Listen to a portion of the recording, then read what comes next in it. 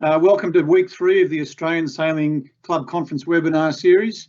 And my name is Alastair Murray and I'm the Vice President of Australian Sailing. Thank you on behalf of President Daniel Belcher and the board and the management and staff of Australian Sailing for attending this conference. I've had the pleasure of attending most of the state conferences in the last couple of years, and I find it a fantastic opportunity for Australian Sailing to engage with its stakeholders, namely you, and unfortunately we can't do that now. It's not the same not being able to have a beer at the end of the day and to be able to socialise and to be able to break off into little groups and make it a lot more interactive, but this is the very next best thing. This is the best we can do. It's a very difficult time for a lot of people, obviously, and feel for those of us particularly that are in Melbourne right now. It's not as good as the real thing, but we're going to do a great job tonight with a terrific guest speaker. So thanks to Michael Martin and to Claire Ridgway for putting this together. Before we get into tonight's presentation, there's a few things I'd like to say about the seminar and the series. It's taking place on Thursday evenings throughout winter. As I said, this is the third one. These webinars give presenters the opportunity to provide a live presentation complete with visuals while allowing clubs to ask questions in a Q&A that we'll have following the talk. Now, if you have any questions throughout tonight's presentation, please ask away. There's a facility for that. And recordings of these webinars will be made available online to refer back to and for those unable to make this scheduled time. There's a few things I'd like to mention to you though, in addition to tonight's webinar. First is the nominations for the Australian Sailing Awards are open and they close next week. It's a fantastic program of awards that we run every year. This year there is no need to nominate separately for the state and national awards, as the winners of each state will automatically be nominated for the national awards. You go straight through. If you know anyone in our great sport doing something that deserves recognition, there's plenty of categories and I encourage you to nominate them via our website. Secondly, I'd like to discuss our She Sails program. Australian Sailing has launched a She Sails resources page on the She Sails website. These resources include case studies, toolkits and guides, and are there to help your club build a thriving community that includes women and girls across all areas of our sport. This starts with encouraging them to be involved via the She Sails programs and events. It's been a wonderful program.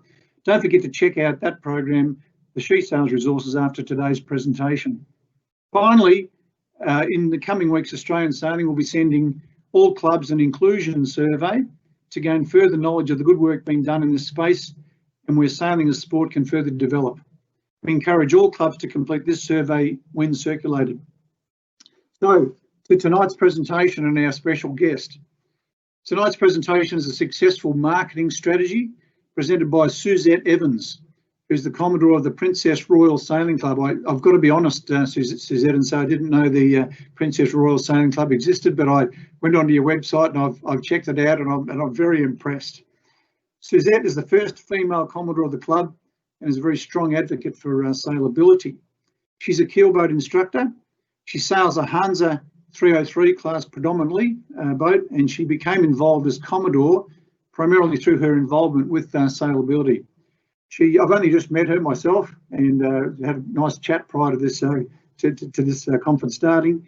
She got to sailing very late in life actually, but she's absolutely passionate about it, and I'm sure that will show through in her presentation. So it's with a great deal of pleasure, Suzette, that I introduce you to the group and hand over to you to present on a successful marketing strategy. Thank you. Thank you, Alastair.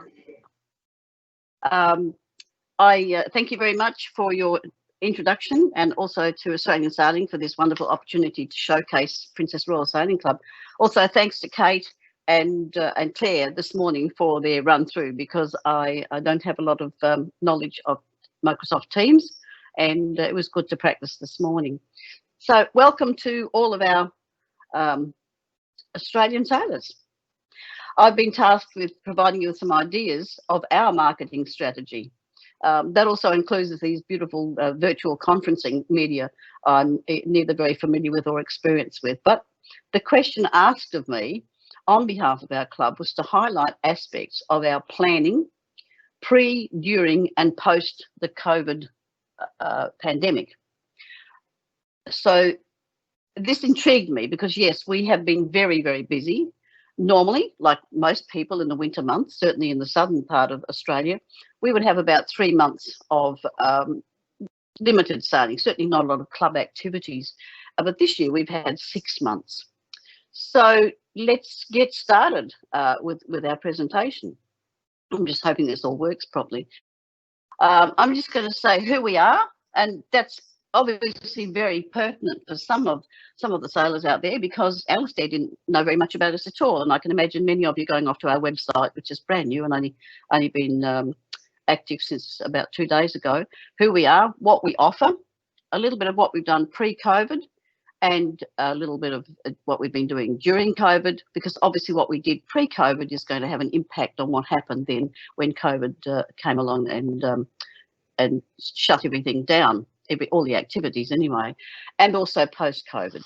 So on to the next slide. So we are in the Great Southern region of Western Australia. So that's right down to the very south. So Albany is actually the centre and the main port of the Great Southern region of Western Australia, with a population of about 36,000 people. And we're located, the club is actually located on the shore of Princess Royal Harbour in Little Grove, and the club's 10k from Albany itself. It's not quite as far across the harbour, which is a lovely trip in the Hansa or any keelboat that we're in for the day, over to have a coffee at the foreshore.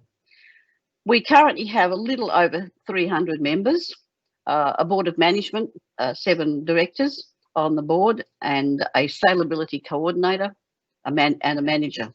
The sailability coordinator during COVID has actually been acting as our projects officer, which has been extremely helpful. Pardon? And we're also an NDIS provider. This only happened this month. On the 7th of July, we finally achieved the service provider.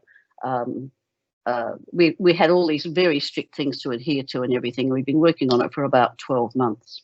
So it was very exciting for us to get that. Sailing is almost all year round on Princess Royal Harbour, King George Sound, Oyster Harbour and the Southern Ocean. So we're quite surrounded by water down here and have wonderful weather as a result of that. Next, please.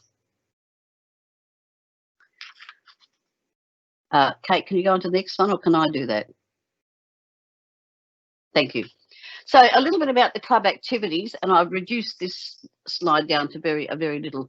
We have our junior training, coaching and racing on Saturday mornings. We have Saturday club racing in the afternoons, Division 1, 2 and hopefully 3 this year, and sport boats, which came into our sailing last year.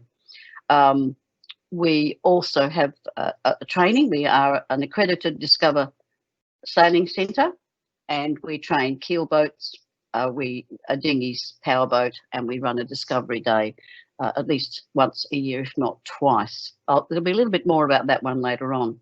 Sailability is Thursday mornings, which is a leisure opportunity. We have 6 or 7 of our volunteer keelboat skippers out with their crew, mostly all volunteers, and we provide the PFDs and the hoists and even bean bags for those who come out of wheelchairs and cannot sit comfortably on the seating in the yachts.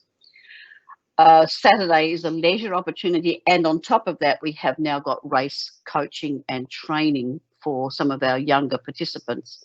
We had a grant last year which provided us an opportunity to go into that a little bit more thoroughly.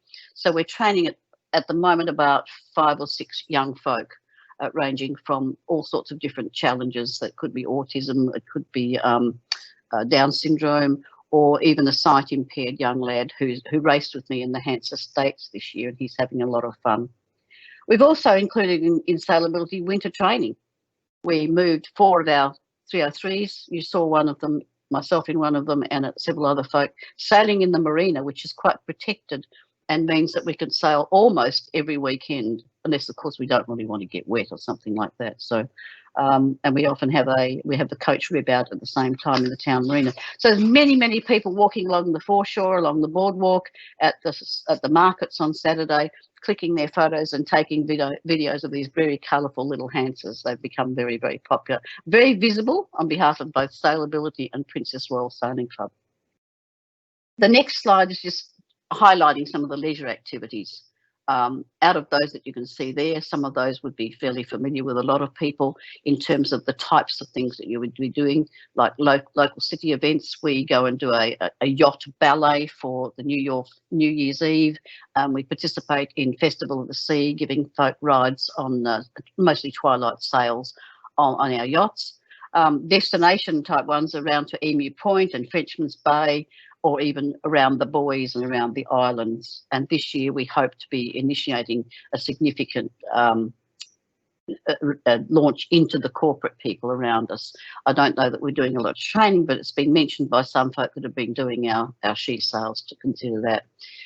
And social, I'm sure every club has these sorts of things, all club events, members and the public, the community, schools, and all of the regional types of events that we make our clubhouse available. And we have magnificent views, not just a view like you see in this photo that was taken a year or so ago at twilight.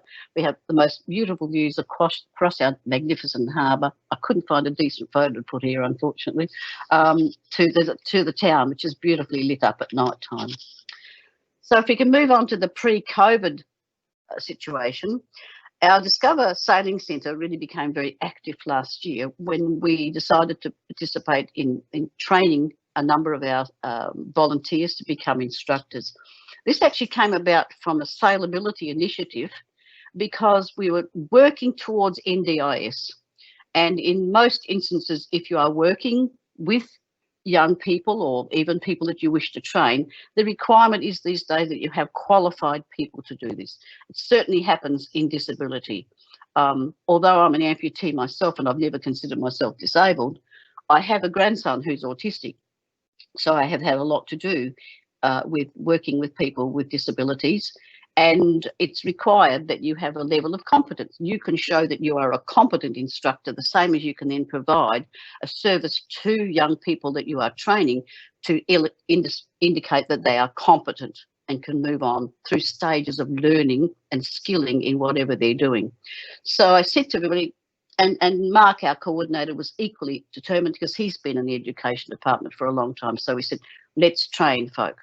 We had 2 keelboat trainers early in July, but in August we had 9 participate in the qualifications, and I was thrilled to bits to become one of them.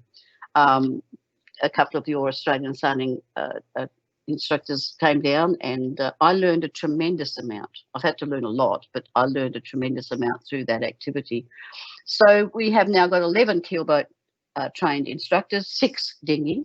Added 2 earlier this year, just pre-COVID, and 1 coach. We'd like to have another coach. It would be really good to have another coach. Not relying on one person across the whole of our activities is becoming quite a strain.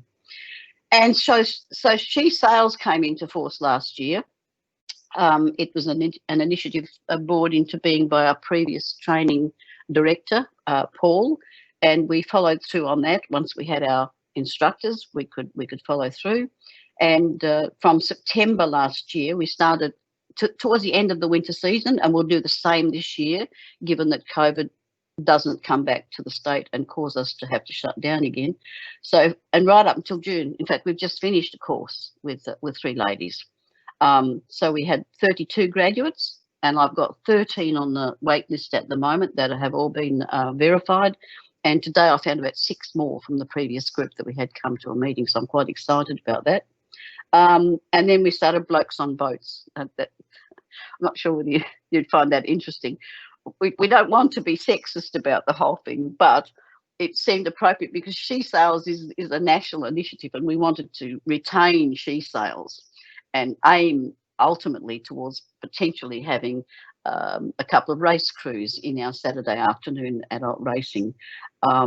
But Blokes on Boats came about from our sailing director throwing this at me one day, and I thought Blokes on Boats sounded fine, and it's been very catchy. So we started very late in February, just before COVID, and we had one group go through that. We've still got 8 or so on the wait list, and that's growing. It's been growing weekly, so I'm quite excited about that too. What really appeals to me is the fact that a number of our ladies in particular who've already been on racing boats for many years, ladies that I looked up to and aspired to be, because I love being on the keel boats, the racing on Saturday afternoons. I thought I'd love to be able to do what they do and be comfortable with it all. When they finished the course, they said, well, we now feel much more confident. We don't only know what to do, we know why we're doing it. And I think that's that was really special. And I just say to folk, you know, if you're at all concerned about your just your understanding of some of the reasons why that you've been doing these, because Dad said to do it like this for such a long time, I would recommend that you take on these courses. They're not onerous and they're a lot of fun. The ladies all say they have had a tremendous amount of fun. And I think all the gentlemen who have done the blokes on boats are now crewing with races on Saturday afternoon. We had one discovery day. It was weather interrupted, but we managed to sign up folk as new members across the board, even into sailability that day. And we had our keel boats out, our dinghies out, everything. And tackers, we only did one last year, but I hope we'll get to do 2 this year, one towards the end of the year and one early in the year. And all, at least half of those were retained. Some of them came down over the school holidays and were down here with the grandfathers and aunts and uncles, and so they came in to do the sailing. Perhaps they've joined sailing juniors in other clubs up in Perth. So during COVID, I don't know how we're going for time, but I seem to be talking very fast. So during COVID, I thought, and I think most of us thought, it was a really great opportunity it was an opportunity, not a real big worry, an opportunity to refocus. So this was not only brought about by COVID, but also because we're in the process of adopting our new strategic plan, which had been in the making over quite some considerable period of time, with the usual consultation with the members and the toing and froing. So in that, we started to work. We were already working on a lot of the focus areas and categories for 2020. So we've already revised fee categories and prices, and we, like many other clubs, we did not initiate any price changes during COVID because we felt that would be very onerous for too many of our members. We introduced and refined a new category of crew only, and we believe we've probably got that right for this next season. It wasn't quite right last season, but it gave us an opportunity to revise it. And we've also revised and had a very good look at what we were doing a sail pass last year. Found it a little challenging at the beginning of the season, but by the end of the season, it was working quite well for us, and we had people signing into the temporary membership of Sail Pass. We've also updated our club documentation. That means our constitutions and our bylaws.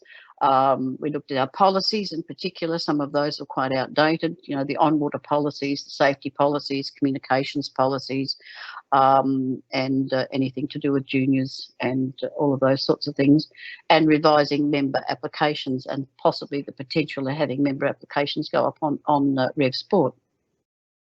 We reviewed and revised a number of business models, the business models for club training, for the tackle boat, tackers and keel boats, and also for schools. So we did a lot of that sort of thing that hadn't been done for quite some period of time. New website. I didn't put the link up there. I'm sorry, I kind of forgot, but we're prsc.com.au. A lovely new website that, as I said, has only just gone live in the last couple of days. I was personally not particularly good in maintaining contact with our members during the initial stages of COVID.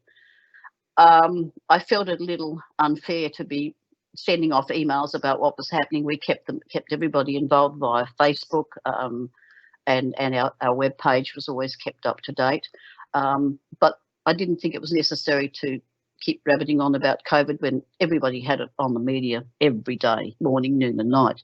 But very quickly after each board meeting, we managed to get our newsletters out, update everything on Facebook and Instagram. And we use WhatsApp to keep in touch with our various groups Our juniors use it. The board uses WhatsApp to stay in touch, and that makes everything quite transparent, all our conversations and things like that. We moved boats then to the town marina for this visible sailing, because it's all very bright and keeps us as a high profile. And we finished that submission for NDIS. But significantly, we listened to people. We're all maintaining as much contact as we could. We listened. We remained as engaged as we could. We discussed a lot of things between all the various subcommittees that each of the portfolios under the directors had. We met sometimes tables away from each other, trying to do Zoom meetings, and we documented, revised, and we just kept on planning. The next one is a little bit more about the planning. We have a membership drive, and that was both local and Great Southern. That's always been happening, but I suppose we've got a little bit more proactive in the membership drive. We've submitted a number of grants with our Saleability Director as our project officer at the moment. He has submitted a number of grants he looks for those grants. He makes sure they're tailored to the kind of things that are in our strategic plan, the sort of things that we're working towards. And that was very, very helpful. We've one that's just been submitted just recently, which we're waiting to hear news on whether we've achieved a positive outcome from it. We've continued to enrol local schools in sail training programs. We look at Start Sailing 1 and 2, and also the keelboat. We have a school which is currently going through the keelboat start crewing and start helming at the moment. We've also engaged by sending letters to regional and metropolitan schools, because we are aware here in Western Australia, with no interstate travel, that a number of these schools that may have gone interstate for various activities such as regattas and state and national events, or even world events, are at home and looking for opportunities to continue to sail. So we've offered that to people down here.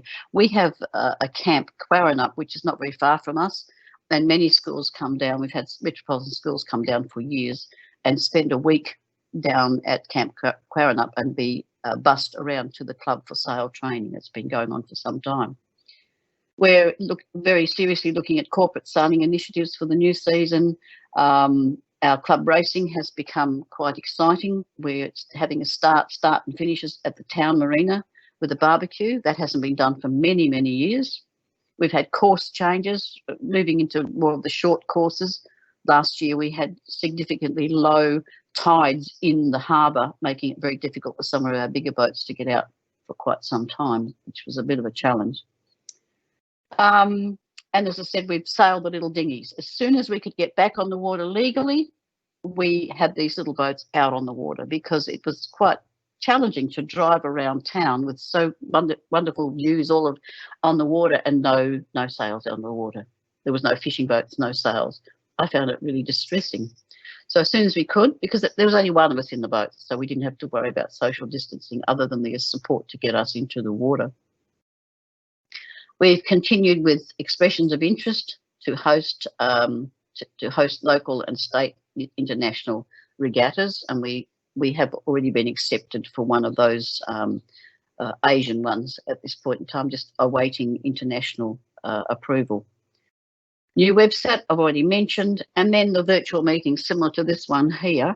We've had our members participate in the Australian sailing ones, and also the club's WA training as well, for management and for the board, for governance, and all of those sorts of opportunities that have come about because we cannot travel very much. We've also participated in an opportunity to share what we've achieved with NDIS, with Wynyard, Hobart and Derwent sailabilities in Tasmania. And we're certainly hoping to be able to connect with the Queensland Southport. Since we can't go there, we're hoping to be able to have some sort of virtual meeting with some of the Queensland sailabilities that have been able to achieve significant funding to further their sail training for people of all ages and all abilities. So I find that very exciting. And we extensively use Australian Sailing Rev Sport database, because I particularly like the groups opportunity, when you can set up a group and just flick out an email straight away to all your she sales participants. Flick out an email to all of the racing skippers when you want to have a meeting or you want to inform them of something coming up that week. And so each of our directors will shortly have the opportunity, some of them are already doing this, to maintain contact with people in their area. That's not actually on the list there, but I just wanted to mention that one as well. So I'm looking at the time and hoping I haven't gone over too much here. Oh yes, into the future, increased membership and participation. Our juniors and our adults, juniors parents, we're going to try and engage them a little more this year. We obviously got our she sales with the women and girls, and continue to be inclusive. We're also actively attempting to retain our members by making sure they're always happy, they feel supported and valued, that they are kept informed, and that we train them. So these sort of things I think are very important in the club, and can be easily just kind of lost, I think, in COVID with this disengaged kind of environment, as I suppose it is.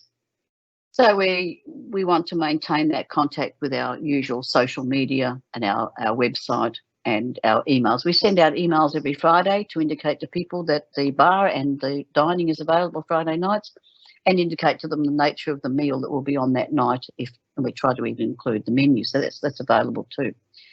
So encouraging them. We like to celebrate with our members. We have an event for volunteers every year. All kinds of achievements are celebrated, not just the after races and all of those kinds of things as well. So to celebrate with them. And this pandemic has really highlighted the need for us all to be able to adapt quite rapidly to change. When I became Commodore of the club with all my fancy ideas, new things coming down from Perth and no idea what I was doing, and they knew nothing about me, I was informed to be very, very cautious about making changes too quickly.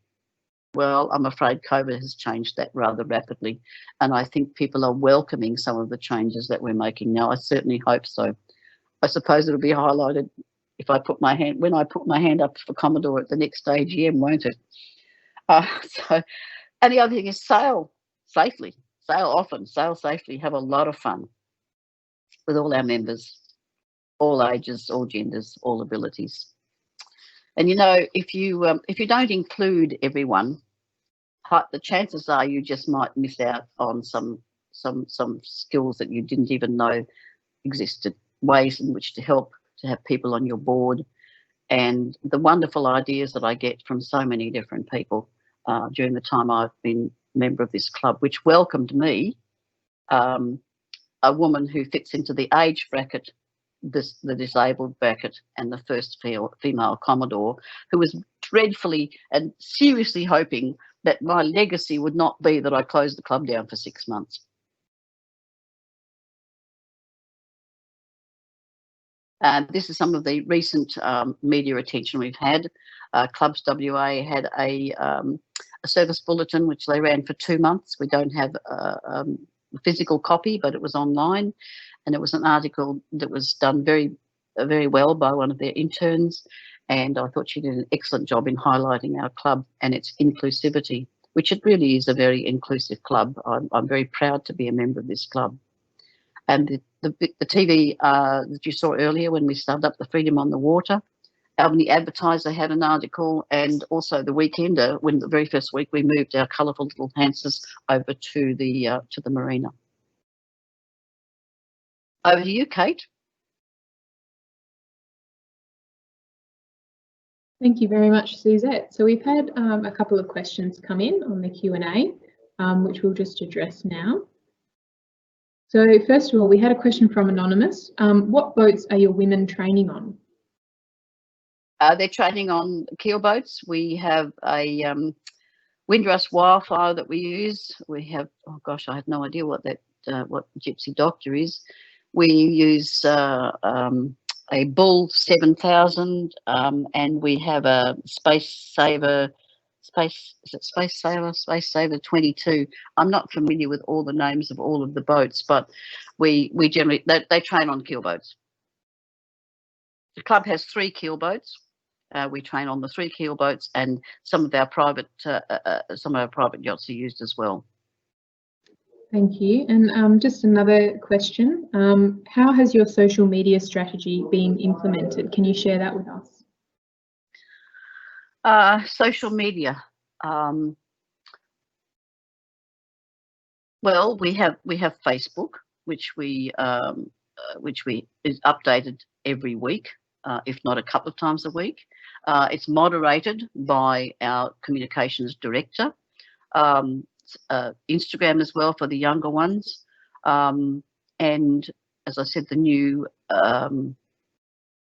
web page is live now. I'm not the social director. We have social, and we have a director for communications, and we have one for social media stuff as well. So I try not to have a lot to do with them.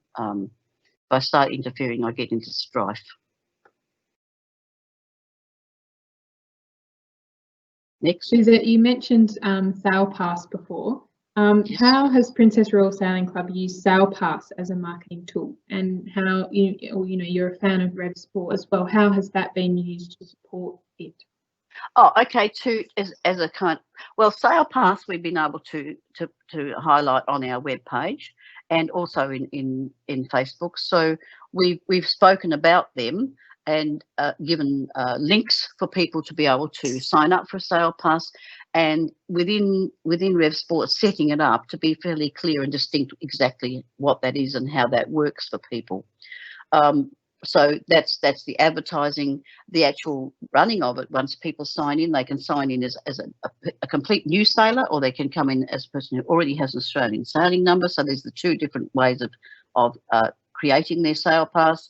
And then on the morning of sailing on Saturday afternoon, our sailing director just checks on the list of sailors in Rev Sport of who the temporary members are for that day. At first, it was challenging if we had a day where that person couldn't sail, either they were not well or they didn't manage to make it home from, if they were fly-in, fly-out participants from their work situation.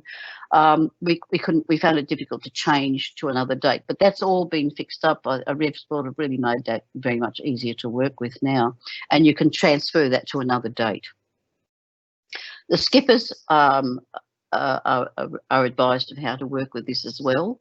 And now that we have the groups that we can contact by email and contact skippers and ask them to remind, and see, the thing is, most people have an idea of who's going to come down and crew with them. So there's usually a couple of days, but if not, then on the afternoon, then our sailing director or myself, if I'm down there in the sailing office, will just hop on the computer and sign someone up. That's great. And we've just still got a few more questions, and we do have some more time. Have you started to see the impact of your new marketing strategy that was developed recently on participation and numbers at the club? Like, they were already quite good before, but have you seen any marked increase? Well, in terms of the sailing activities, no, because we're not doing it. Our club is currently in winter recess and we don't have a lot of activities. There are some twilights going on. They're privately being run because, as I said, no actual activities being run by the club. So if the weather's fine, then there's twilights. Significantly, though, we've had very good advertising via Facebook, Instagram, website, and also via emails from our manager to indicate that Friday nights were starting. And it started very slowly because we still had some of the restrictions, the COVID restrictions in place. And we had to wait. So initially nobody could go and stand at the bar, or everyone had to be served at the table. So we started very slowly with what we offered. And gradually moved up, and now we've moved up to about 50 odd people pretty much on average, and maybe it'll go a little higher this week as someone returns that everybody really enjoyed the meal 2 weeks ago. So there has been a lot of there has been a gradual increase in people coming out. You've got to understand also that COVID is still a pretty significant fear. So when you have a community of members, which comprises of quite a number of people in the seniors group, from 65 on, and some of those have health compromising situations, they're not likely to come out all that often unless they know that everything's safe. So we have everything in place still. Even though there's been some restrictions lifted here in Western Australia, we still have the hand stuff in the foyer. We have a signing on and all of those sorts of things, so we know who's been at the club. Next. Does that help? That's great. Yes, thank you. We're getting quite a flurry of questions now. We've got a question here from Alison. How do you manage your membership drive? The membership drive is actually being run mostly by our training director, and at this point in time, I'm not that familiar with exactly what's going on, other than the fact that we have pamphlets and we have flyers. We're going to do a local one very shortly. The local one will be comprised of emails and letter drops around the local community. Because we're 10 kilometres away from town, we have a significant group of people from Good Beach and Little Grove and through Robinson, and the demographics have changed somewhat over the last few years, and we see a number of youngsters coming down. And chatting with folk that come down to the foreshore in front of the sailing club has clearly indicated we've got a lot of folk there who would be interested in other on-water sports. So we're going to be focusing on having a tri-sailing day where we have kayaks, where we have windsurfing, all these paddle boarding, all of those sorts of things. So that's going to be a special day devoted to the locals. And it will be, we have local stores, so there'll be posters in the stores, and of course the usual on our webpage, in Facebook and in Instagram and places like that. So that's one that there's in the very immediate future. What's happening a bit further on, I'm not that familiar with at this point in time. That's great, thank you. We have a question from Vanessa Twig. How many of your members are local? And how many come from other places to holiday in Albany and the local area? When you say local, the town's got, as I said, 36,000 folk. I can't remember the demographics. I think it's about 3,600 people in the Little Grove down to Good Beach, and also around Robinson. So there's about 3,000 folk in that very, very close local area, and we are only the only licensed facility 10k away from town as well on that side of town. So that's where the focus is going at the moment for membership in all categories. You know, the men, the women, the youngsters. As for visitors, I'm afraid I don't have any information on the number of tourists we have. But in the past, tourism has been a very significant part of the Albany region, the Great Southern region. There's been a lot of things were cancelled, a lot of things that we were actually personally involved in, or I wasn't, but our club was involved in, such as Taste Great Southern, that was cancelled, and our club was being showcased in that as well. And of course, summertime is the best time down here. Many families come down here, and everything's actually chock-a-block. So we're still because we're four hours from Perth, I suppose we are a bit of a secret compared to places on the west coast like Busselton and Bunbury and Dunsborough, and even as far as Augusta. Many people don't come as far as Albany. Which is a shame, because it is a beautiful part of the world. Those who come often stay. I'm one of them. Another question, this is from an anonymous submitter. What do you offer your schools, junior and senior? Well, we offer them two things. In the past, it's always been a kind of a tri-sailing, taking them out on the dinghies, in the oppies, depending on the age of the child. If the child's from the upper school, it could well be keel boats, just to give them a try, have a go at sailing, see what it's about, using GP14s, as I said, the oppies for the younger children, and so on and so forth. But in this past 12 months, not quite 12 months, we've started to move over to the Australian sailing model of training. Because I personally and many of our trainers really like this competency. If you're competent at something, so the intent then is if you become competent, you may well want to continue to skill and practice your skills. So we've moved over to Start Sailing 1 and Start Sailing 2, attackers of course for the really young ones. And now we've got a high school for the first time at the moment running a keelboat course on the full keelboat, start crewing, start helming. So the very initial starting stages of that. And my belief is that when we start that with the schools and they move through that and the kids get older, I hope that they will then move maybe from the dinghies over to the keelboats if they haven't already joined the club and become a regular member of the club, continuing to practice and use their skills. That's great, thank you. And just before we actually just had some more questions come in. We've got some great positive feedback here. Anonymous, she sails numbers are amazing. Craig, who is from RMYC Toronto, he said inspirational presentation, Suzette, thank you, exclamation marks. And then we had Chris Danage, president of Hunters Hill Sailing Club. Great to see another club diving into the REV Sport system. We've been delighted with it thus far. And then we've got a few more questions for you and we've got a little bit more time. How does Blokes on Boats differ from the training provided by the She Sails program? Oh, it doesn't. It doesn't change at all. In fact, a couple of the guys have said, well, we'd like to sail with some of the women too, and that will happen too. I don't quite know what we're calling. I don't know that Blokes on Boats is going to remain just blokes. It's probably going to be a mix of the ladies and the men, depending on availability of the participants and our instructors.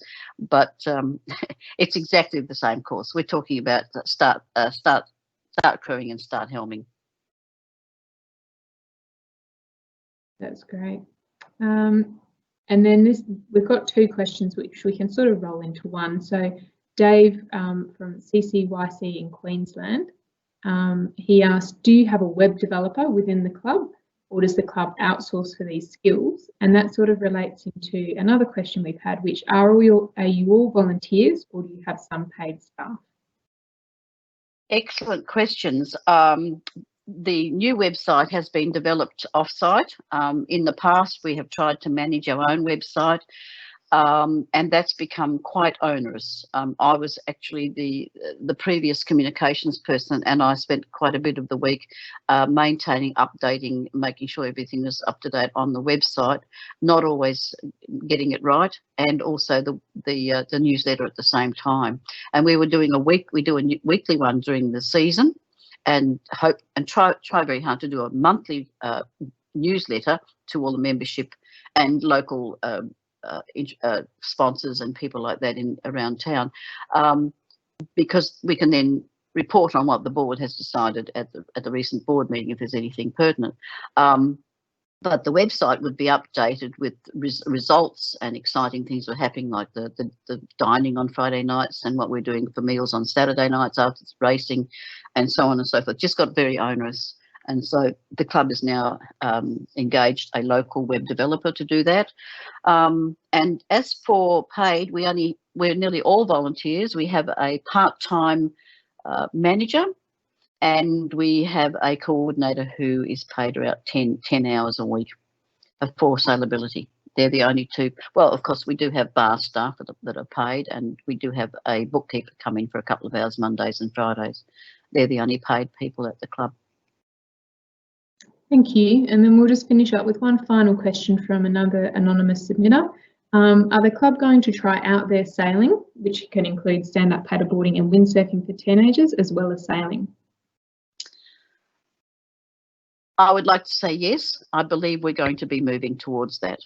It seems a logical progression because not everybody wants to sail on a keelboat, and we have a beautiful harbour that can quite easily allow people to do that. We have windsurfers out there all the time, quite often mixing amongst the racing on Saturday afternoons.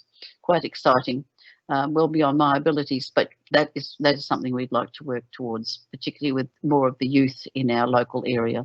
We have a couple of schools down here that work with youngsters who have had a fairly challenging time throughout their school life, and we would like to be able to offer more of this to more of these folk down here. So it's certainly something we're working towards.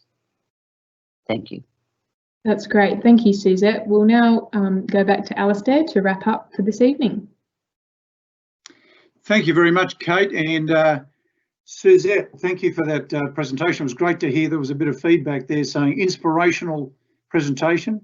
We've all learned a lot tonight about Princess Royal Sailing Club, and it does look, I have to agree with you, Suzette, it does look beautiful, a beautiful club. And in terms of Australian sailing, I'd have to say it does my heart good to hear everything you have to say, because you're like a model Australian sailing club. You're using rev sport.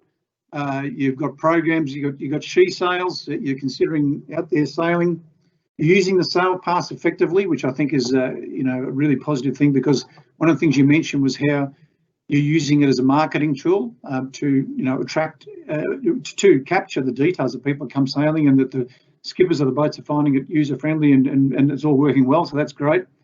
Discover sailing, tackers, you're doing it all, and you've even got blokes on boats, which is a new one for me, and perhaps we could all learn a little bit about that. So a really good sort of general presentation on the yacht club, and I think that many people out there tonight have learnt a lot from you. So thank you to Suzette Evans, the Commodore, for your really good presentation tonight. Thanks for everyone for joining us today. As mentioned earlier, an inclusion survey will be sent out in the next club news to find out what clubs are doing to be more inclusive and what support they may need from Australian Sailing. The She Sails resources are now available on the She Sails website to help clubs welcome more females and even blokes, like Suzette is, but the She Sails is for females specifically, and we encourage every club to check them out. This presentation will be made available to view online at the Australian Sailing Conferences page. The latest census shows that we have 30-70 female to male participation, and it should become 40-60 and then 50-50 over the next few years. That's what our goal is. Finally, don't forget to get your nominations in for the 2020 Australian Sailing Awards. The details on the website now. As far as tonight goes, once again, I'd like to thank Suzette. I'd also like to thank Claire Ridgway and Kate Wern, Kate for her hosting of the conference.